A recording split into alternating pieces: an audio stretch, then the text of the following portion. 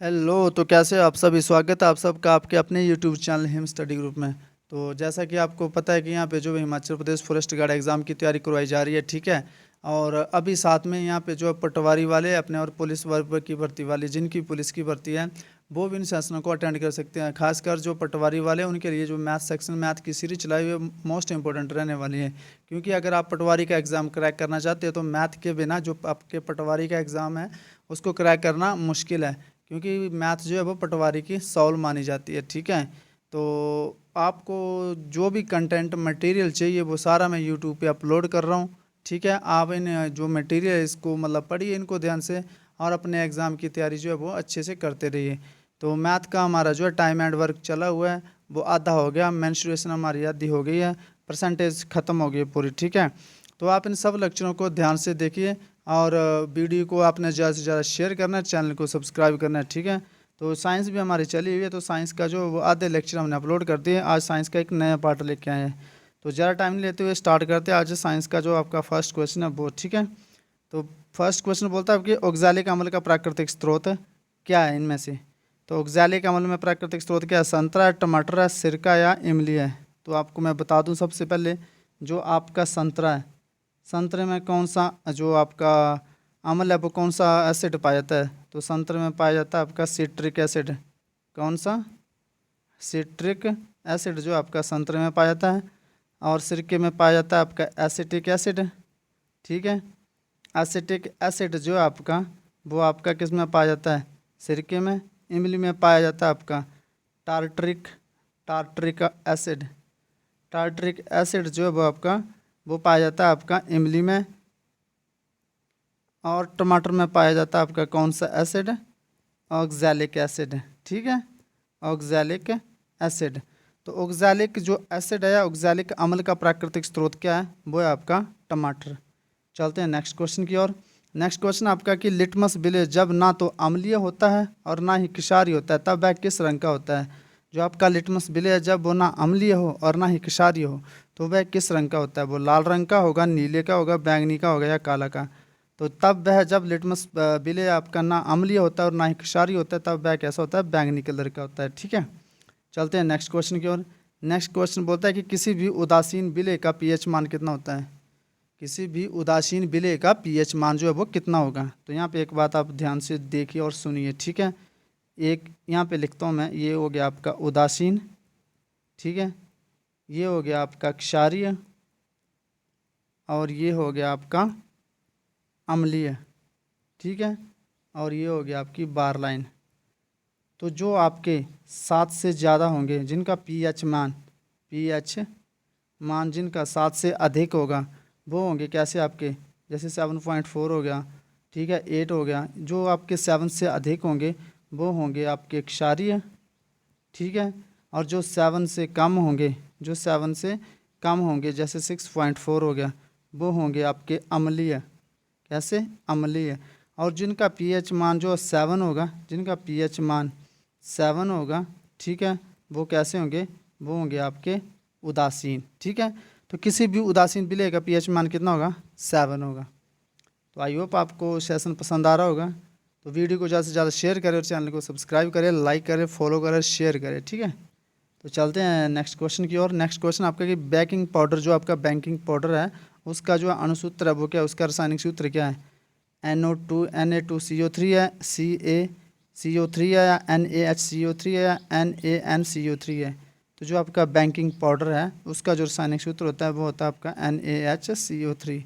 Na2CO3 जो होता है ये कौन सा होता है? वॉशिंग पाउडर, जो आपका धोने वाला सोडा होता है, ठीक है, उसका होता है ये क्या? Na2CO3 और 10H2O। फुल सूत्र होता है उसका Na2CO3 10H2O। ये किसका होता है? आपका वॉशिंग सोडे का, वॉशिंग सोडा, ठीक है। और ये आपका बेकिंग पाउडर है, ठीक है। बेकिंग पाउडर मतलब खाने वाला सोडा, ठीक है। चलते हैं नेक्स्ट क्वेश्चन की ओर। नेक्स्ट क्वेश्चन आपका कि सभी अम्लों में पाया जाता है क्या? ऑक्सीजन पाई जाती है सभी अम्लों में, हाइड्रोजन पाई जाती है, कैल्शियम या नाइट्रोजन? तो सभी अम्लों में जो आपका क्या पाया जाता है? हाइड्रोजन पाया जाता है। चलते हैं नेक्स्ट क्वेश्चन की ओर। नेक्स्ट क्वेश्चन आपका कि हाइड्रोजन युक्त सभी यौगिक कैसे होंगे? तो पीछे क्या पढ़ा हमने कि सभी अम्लों में क्या पाया जाता है? सभी अम्लों में जो है हाइड्रोजन पाया जाता है। क्या पाया जाता है?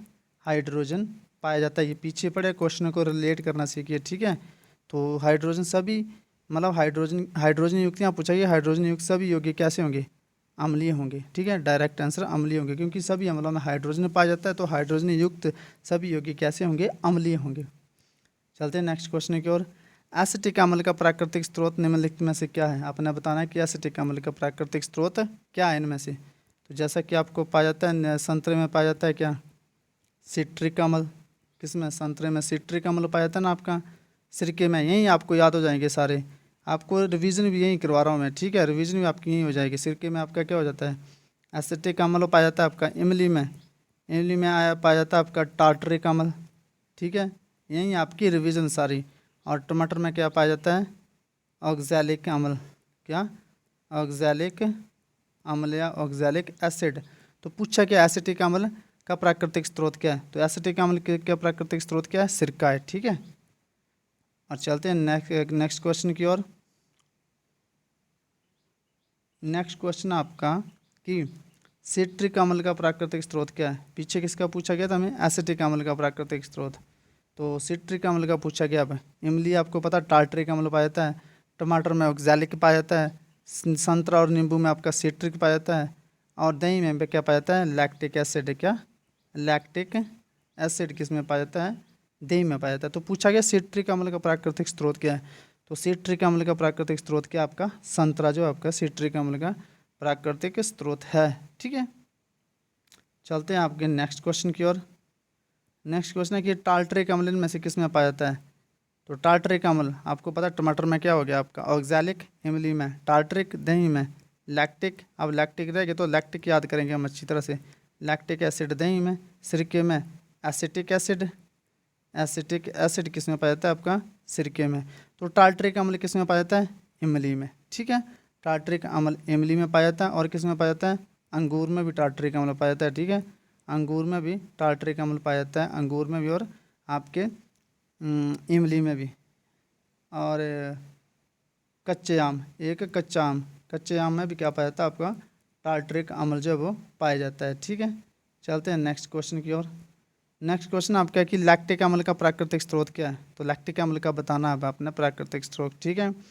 तो इमली में कौन सा अम्ल पाया जाता है? इमली में टार्टरिक अम्ल, सिरके में एसिटिक अम्ल, टमाटर में ऑक्सैलिक एसिड, तो दही में क्या पाया जाता है? Lactic acid. तो लैक्टिक एसिड वो जो लैक्टिक अम्ल है ये किसका प्राकृतिक स्रोत है आपका? मतलब लैक्टिक अम्ल का प्राकृतिक स्रोत क्या है? लैक्टिक अम्ल का प्राकृतिक स्रोत जो आपका दही है, ठीक है। दही में भी लैक्टिक एसिड पाया जाता है। लैक्टिक एसिड जैसे आपके घुटनों में दर्द जो होता है कभी कभार, तो लैक्टिक एसिड के कारण होता है। तो इसकी मात्रा ज़्यादा हो जाने पर जब आपके घुटनों में दर्द होता है, ठीक है। और शरीर में नेचुरल तौर पर भी ये लैक्टिक एसिड बनता है। तो चलते हैं नेक्स्ट क्वेश्चन की ओर। नेक्स्ट क्वेश्चन आपका चींटी के डंक और नेटल के डंक में कौन सा अम्ल पाया जाता है? आपने बताना है कि चींटी के डंक और नेटल के डंक में जो आपका कौन सा अम्ल पाया जाता है? सिट्रिक अम्ल पाया जाता है, लैक्टिक अम्ल पाया जाता है, एसिटिक अम्ल, मैथेनाइक अम्ल। तो जो आपका चींटी का डंक होता है और नेटल का डंक होता है उनमें से क्या पाया जाता है? मैथेनाइक अम्ल पाया जाता है। फार्मिक एसिड भी बोलते हैं हम उसको, ठीक है, मैथेनाइक अम्ल। चलते हैं नेक्स्ट क्वेश्चन की ओर। नेक्स्ट क्वेश्चन बोलता है आपका कि ग्लोबल वार्मिंग के लिए उत्तरदायी गैस कौन सी है? ग्लोबल वार्मिंग के लिए उत्तरदायी गैस कौन सी है? O2 है, NH3 है, CO2 है, N2 है। तो वो कौन सी है? कार्बन डाइऑक्साइड जो अपनी ग्लोबल वार्मिंग के लिए उत्तरदायी गैस है। तो ये आपने याद रखना है, ठीक है। चलते हैं नेक्स्ट क्वेश्चन की ओर। तो नेक्स्ट क्वेश्चन है आपका दही के जमने में निम्नलिखित में से कौन सी क्रिया होता है? कौन सी क्रिया होती है? मतलब दही का जो जमता है वो किस क्रिया के कारण होता है? अपघटन के कारण होता है, प्रकाश संश्लेषण के कारण होता है, किण्वन या उत्सर्जन? तो आपका दही जमता है वो आपका किण्वन क्रिया के द्वारा वो जमता है, ठीक है। किण्वन क्रिया के द्वारा जो आपका दही जमता है ये आपने याद रखना है, ठीक है। किण्वन क्रिया के द्वारा आपका दही जमता है। चलते हैं नेक्स्ट क्वेश्चन की ओर। नेक्स्ट क्वेश्चन आपकी कार्य करने की क्षमता को क्या कहते हैं? जो कार्य करने की क्षमता को उसको क्या कहते हैं? बल कहते हैं, शक्ति कहते हैं, ऊर्जा कहते हैं, ईंधन कहते हैं। तो हमारी जो कार्य करने की क्षमता होती है उसको कहते हैं हम ऊर्जा, ठीक है। चलते हैं नेक्स्ट क्वेश्चन की ओर।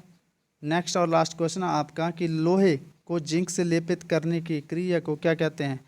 तो संक्षारण कहते हैं, गैल्वनीकरण कहते हैं, पानी का चढ़ाना कहते हैं, या पानी चढ़ाना या विद्युत अपघटन। तो लोहे से आप 2-3 क्वेश्चन और याद रखिए कि लोहे का सबसे शुद्धतम रूप क्या है? लोहे का सबसे शुद्धतम रूप क्या है? शुद्धतम रूप किसको कहा जाता है? लोहे का सबसे शुद्धतम रूप जो वो पेटवालोवा है। कौन सा? पेटवालोवा। लोहे का सबसे शुद्धतम रूप पेटवालोवा है।